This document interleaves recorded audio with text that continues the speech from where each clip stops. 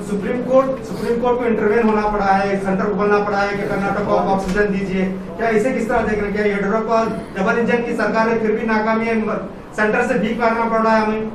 जब last MP election हुआ तो पूरे कर्नाटक में मोदी येडियुरप्पा क्या बोले, बीजेपी को वोट दो, डबल इंजन सरकार आएगा। ऊपर सत्ता में दिल्ली में भी बीजेपी है, नीचे बेंगलुरु में भी बीजेपी है, तो हम डबल इंजन सरकार चलेंगे, पूरे अच्छे दिन आएगा करके। अभी ऑक्सीजन के लिए भी हाई कोर्ट इंटरवेंशन करना पड़ा और हाई कोर्ट का ऑर्डर चैलेंज किया सेंट्रल गवर्नमेंट में।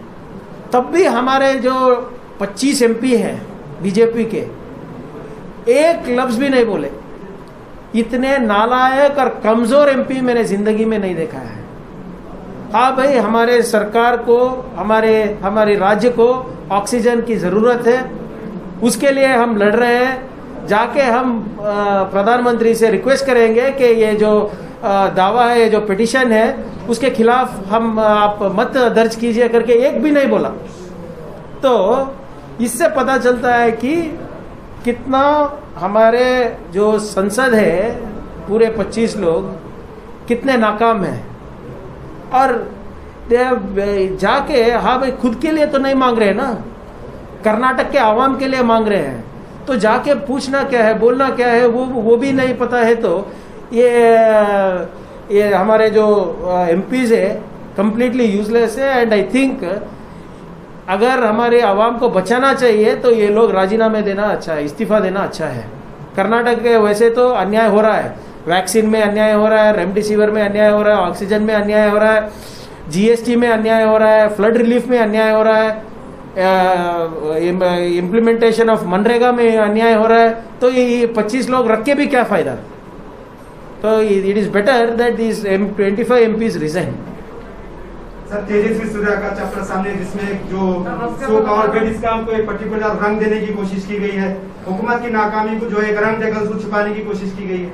देखिए, तेजस्वी सूर्या भी एक इनकॉम्पिटेंट एमपी है जो अपनी नाकामियां छुपाने के लिए ये सब कर रहे हैं।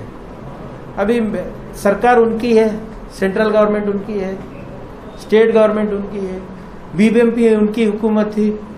तो जब ये ऑर्डर्स दे रहे थे, गवर्नमेंट ऑर्डर्स निकाल रहे थे, तो तब क्या कर रहे थे? ये घास खा रहे थे क्या? ये तब उन्होंने वो जो रूल्स है नहीं दिखाए, उनको रिक्रूट किया। कौन? 200 लोग उधर काम करते हैं, सिर्फ 16-17 लोगों का नाम बता के। ये कैलकुलेटेड मिस्चिफ है तेजस्वी सूर्या का।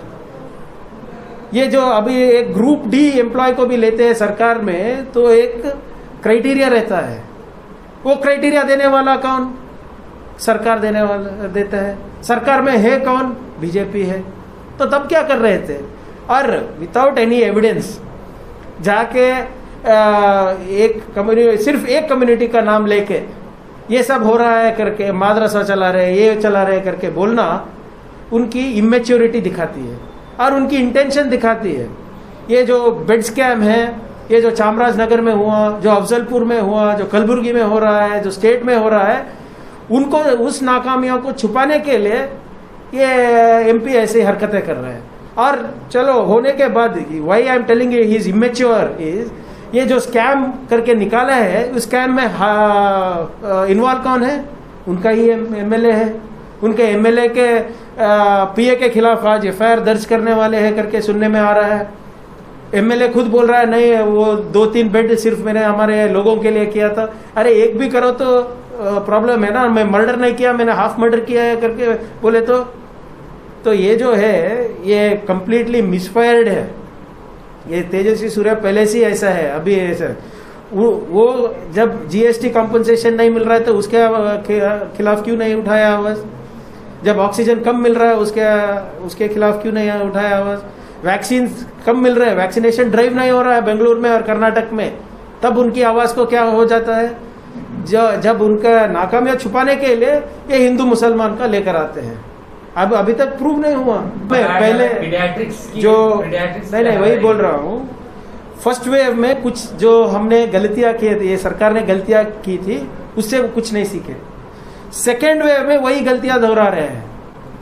थर्ड वेव की छोड़ो, सेकेंड वेव में अभी भी वक्त है, अगर गलतियां सुधारे तो और भी जान बच सकती है।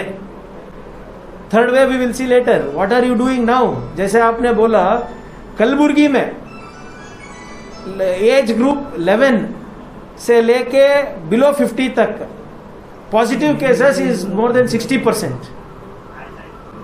ಇದನ್ನ ನೋಡ್ಕೊಂಡು ಸರ್ಕಾರ ಏನ್ ಮಾಡಿದೆ? कुछ भी नहीं किया है। अभी भी रूरल एरियाज में हेल्थ प्रोफेशनल्स का खामियां हैं, डॉक्टर्स नहीं मिल रहे हैं। जिम्स में 200 लोग group C and group D के लिए टेंडर नोटिफिकेशन करा के 1 महीना हो गया, अभी तक नहीं हो रहा है। तो ये सरकार क्या कर रही है? जहां पर पैसा मिलता उस टेंडर पे गौर कर रही है, उस टेंडर में इंटरेस्ट है। जहां पे जान बच सकती है, जहां पे हमारा कलबुर्गी का कोरोना पॉजिटिव केसेस कम हो सकता है, उसमें नहीं है इंटरेस्ट। पैसे बनाने में इस सरकार को बहुत इंटरेस्ट है, बाकी इसमें जान बचाने के लिए नहीं है। सर जिम्स में अभी भी बेड अवेलेबिलिटी नहीं है। एमपी साहब को बोले तो मेरे को फोन करो, मैं एडजस्ट करता हूँ, ऑक्सीजन नहीं दे सकते बाहर, इस तरह की बात। नो, वही तो बोला ना कि जिले में BJP ministers, BJP MLAs, BJP MPs बोले तो रेमडेसिविर मिलता है, मेडिसिन मिलता है, वरना बाकी के लोगों को ब्लैक में खरीदना पड़ रहा है। बेड मिलता है, जब हम बोले तो नहीं मिलता, वो बोले तो मिल रहा है। तो ये डैशबोर्ड किसके लिए है?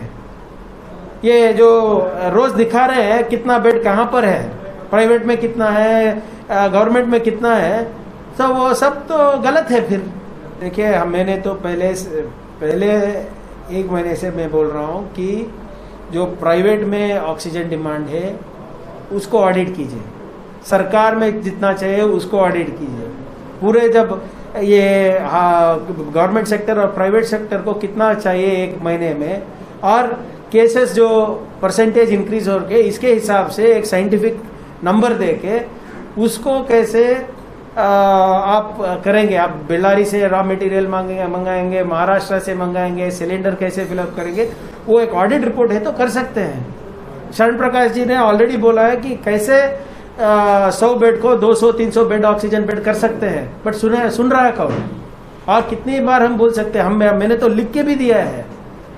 तो ये जो हो रहा है, इट इज कंप्लीट मिसमैनेजमेंट। जैसे मैंने बताया कि बीजेपी वालों को जान बचाने में इंटरेस्ट नहीं है, पैसे कमाने में है, इसलिए ऐसा बोल रहा है। ईएसआईसी में लास्ट टाइम 6 डेथ हुए ऑक्सीजन नेग्लिजेंस के वजह से। 1 साल होने को आया, अभी तक टेंडर क्यों नहीं बनाए? 3 बार बुलाए, मीटिंग में पूछा कहाँ है वो नोटिफिकेशन, क्या हुआ, क्यों नहीं हुआ करके। तो 1 साल से 3 बार कैंसिल कर रहे हैं। क्यों? क्योंकि उनका जो आ रहा है जम नहीं रहा है। उसका मतलब क्या है? ये आवाम के लिए काम कर रहे हैं या खुद के लिए काम कर रहे हैं? तो वो सब चीजें जो हमने लिख के दिया है वो सब अमल हो जाए तो 50-60% of the problem is solved, but government is not willing. अगर प्रशासन काम कर रही है तो इतने लोग क्यों पॉजिटिव हो रहे हैं? Reported, unreported is 1:6, 1:7। अगर 50,000 लोग रोज रिपोर्टेड पॉजिटिव है तो उससे 6 गुना ज्यादा अनरिपोर्टेड जा रहा है। Death rate is increasing. Currently, positive rate in Bangalore is 58%. Throughout Karnataka, it is 31%, 32%. If government was working, why all these problems? Why vaccination problem? Why oxygen problem? Why medicine problem?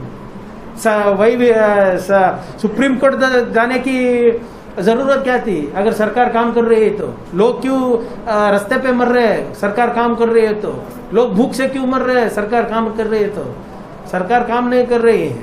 Yediyurappa अपनी कुर्सी बचाने के लिए कोशिश में है बस। Sir Bombay Delhi गए हुए के लिए बस, और किस लिए गए? अभी तो कुछ काम नहीं है। क्या अरविंद केजरीवाल की मदद करने गया है क्या वो यार येडियुरप्पा के लड़के के साथ गया, विजेंद्र के साथ। अभी व्हाट इज द रीजन? हाँ भाई, जाके एक अलग सा इकोनॉमिक पैकेज लेकर आ रहा है तो वेरी गुड। ये तेजस्वी सूर्य इंसिडेंट होने के बाद दोनों भाग गए अपनी कुर्सी बचाने के लिए।